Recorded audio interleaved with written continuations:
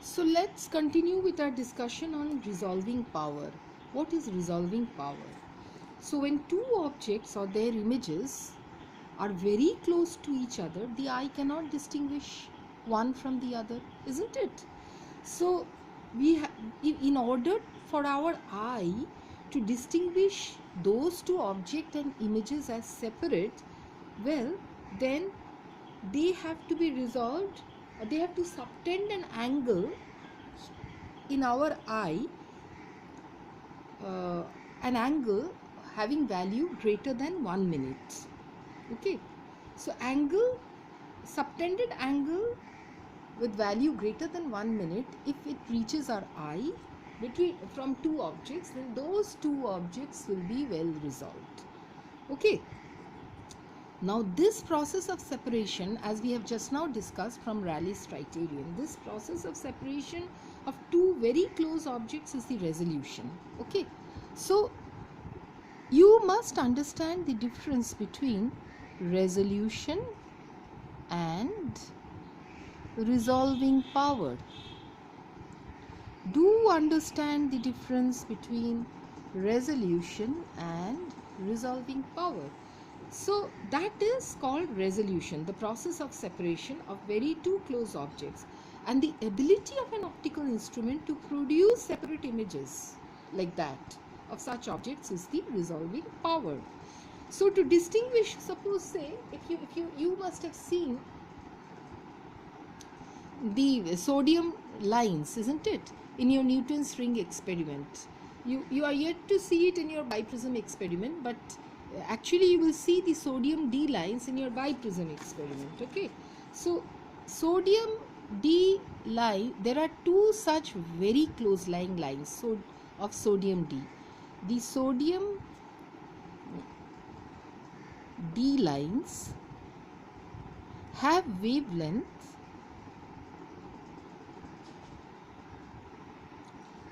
589 nanometer, if you remember. That's what you had found out during your experiment on Newton's ring, and 589.6 nanometer. Okay, and to resolve them, optical instruments like, so we use optical instruments like grating, prism, etc. okay, are used. Alright, so when a beam of light from a point object or a line passing through the objective of a telescope, when it passes through the objective of a telescope, then the lens of the telescope acts as a circular aperture and it produces a diffraction pattern. So if light coming from two objects will obviously have two diffraction patterns, so they can be distinguished if they both satisfy Rayleigh's criterion. Now, the resolving power of an optical instrument, actually we divide into two categories: the resolving power of optical instruments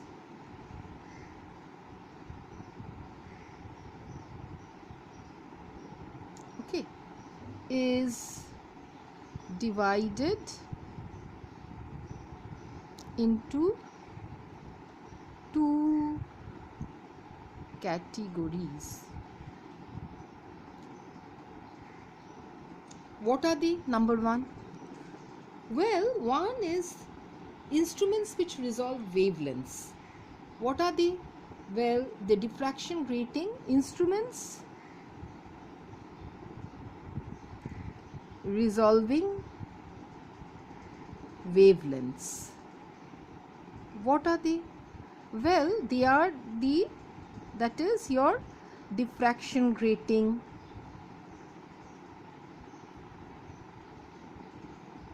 okay, prism telescope,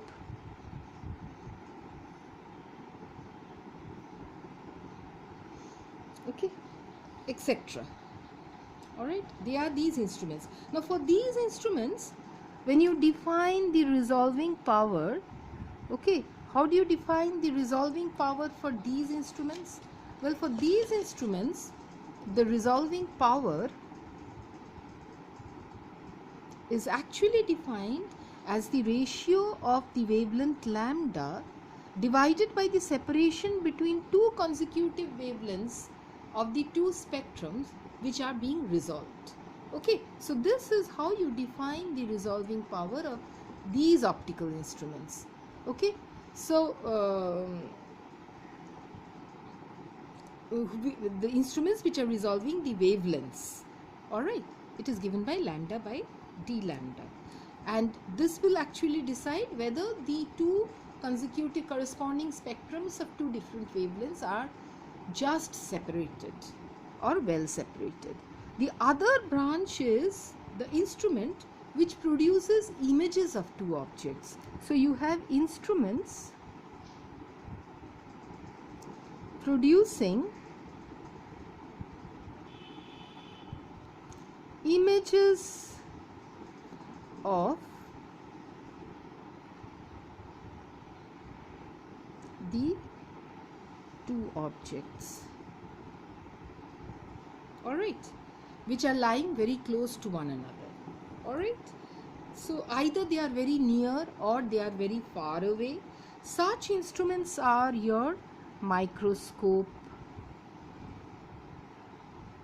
telescope. Okay, so they are the other class of your optical instruments, all right. So for these instruments, the resolving power, you define the resolving power. The resolving power is defined as the smallest angle subtended at the objective of the instrument by the 2 points. Okay, so it is actually defined as the smallest angle subtended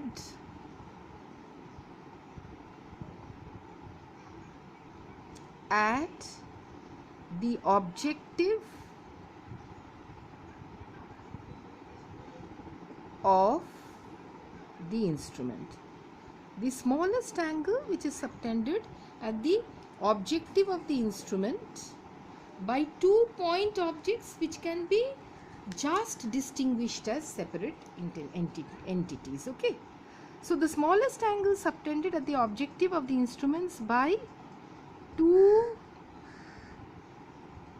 point objects which can be just distinguished. Is that okay? All right, so these are your 2 classes of instruments from which we calculate the resolving power. Now what is important is that the calculation is different, conceptually different, because one calculates the resolving power for spectra of different wavelengths, okay, and the other calculates the resolving power, other obtains the resolution of objects coming from very distant points, okay, like stars and something and from faraway places like that. Okay, so you see, therefore, well, we will first consider the first point. What is the first point? We will try to find out the resolving power of grating. Okay, this is very important.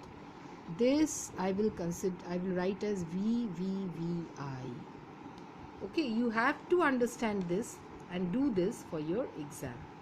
All right, the resolving power of a grating. So let's proceed. You get this proof also. If you have to sit and give your exam, and if it's not MCQ type, then you have to learn this proof and you have to understand it also, because otherwise you'll get mixed up. You can't produce in your answer script.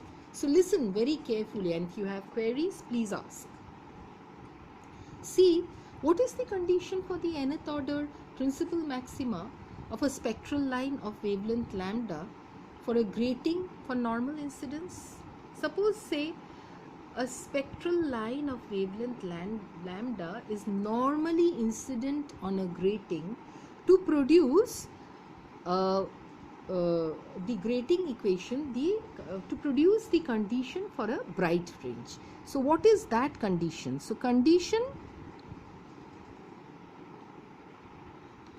for bright fringe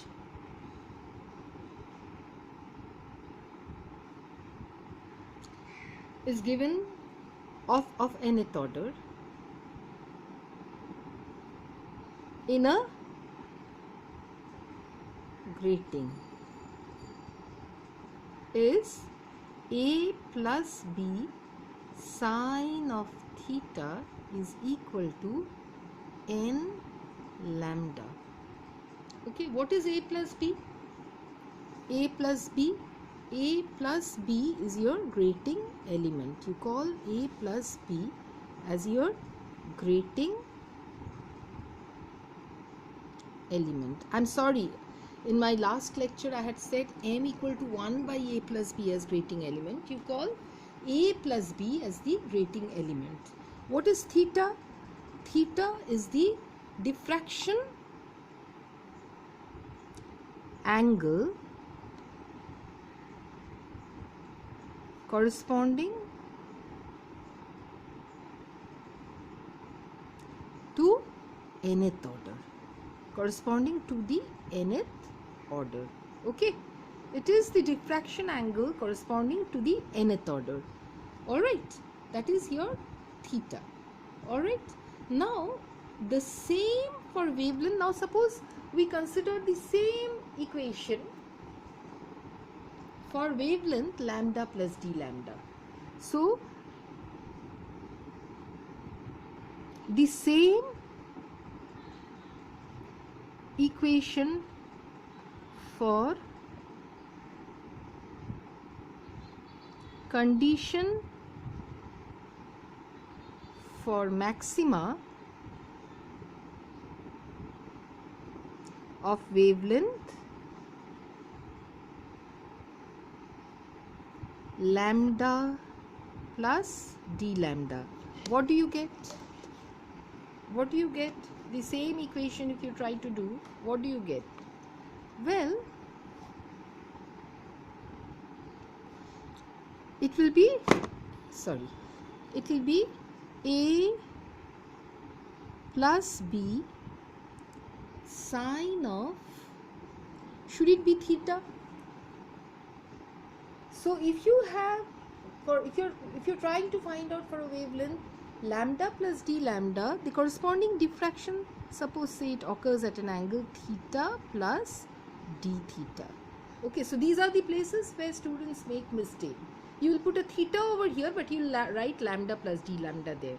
So a plus b sine of theta plus d theta will be n times lambda plus d lambda. Okay, all right. So what is theta plus d theta now? Theta plus d theta is your corresponding angle. It is the corresponding diffraction angle. Okay, so your theta plus d theta is the corresponding diffraction angle. All right, okay. So this is what you will be getting for your corresponding diffraction angle for both the maximas. This is for one kind maxima for one spectrum. This is the maxima for the other spectrum. Okay. Now suppose if you write the condition for minima. If you remember in the Miley we had been talking, the condition for the minima in a grating is given by what? The condition for minima in a grating is given by what? Well, this condition, if you remember, for minima, it is capital N. What is capital N? Capital N is the number of slits. Capital N times A plus B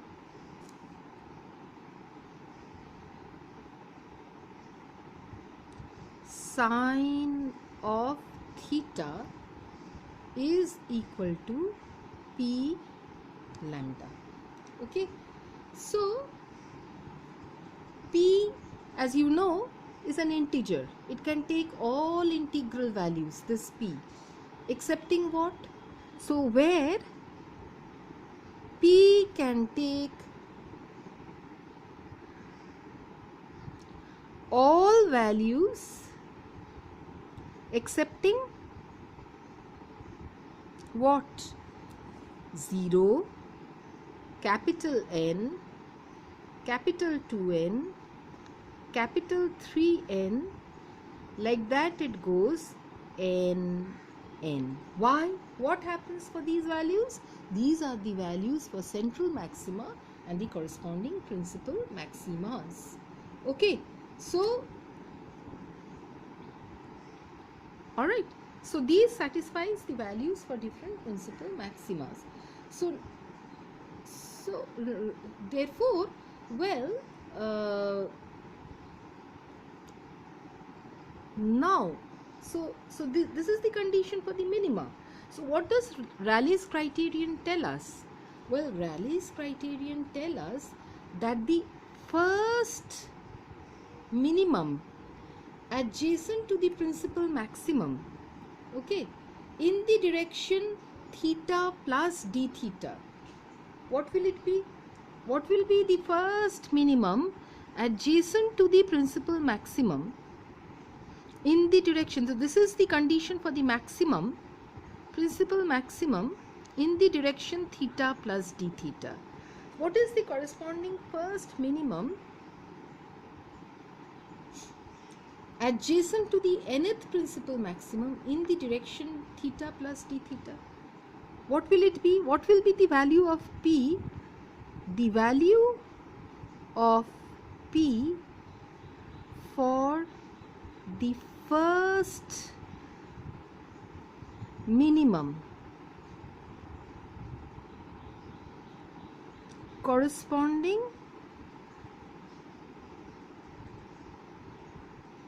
to the principal maximum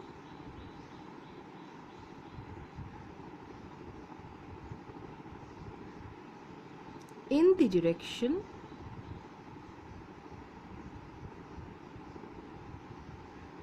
theta plus d theta.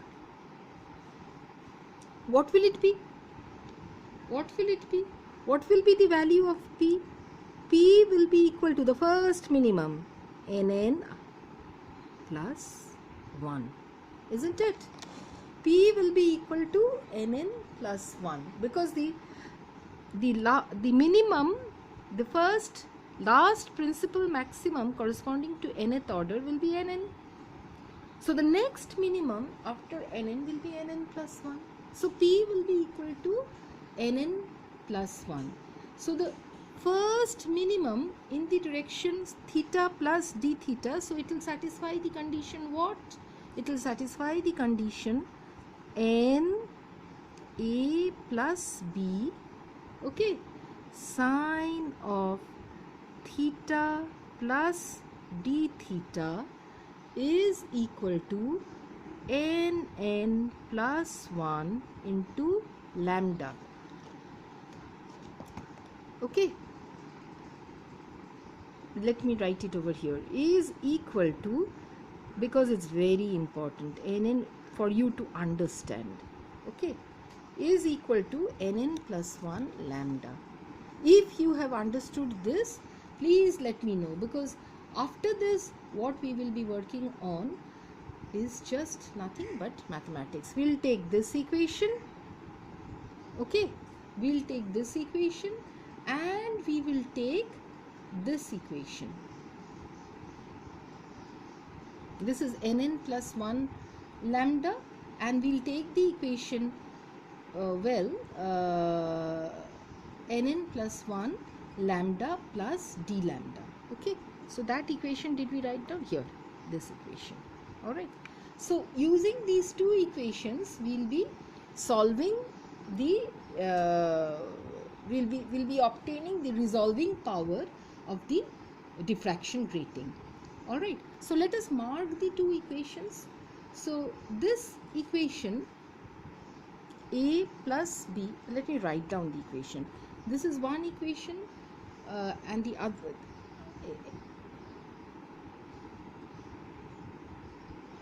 okay, and the other equation is this one. Okay, where is it? Okay, let me write it down.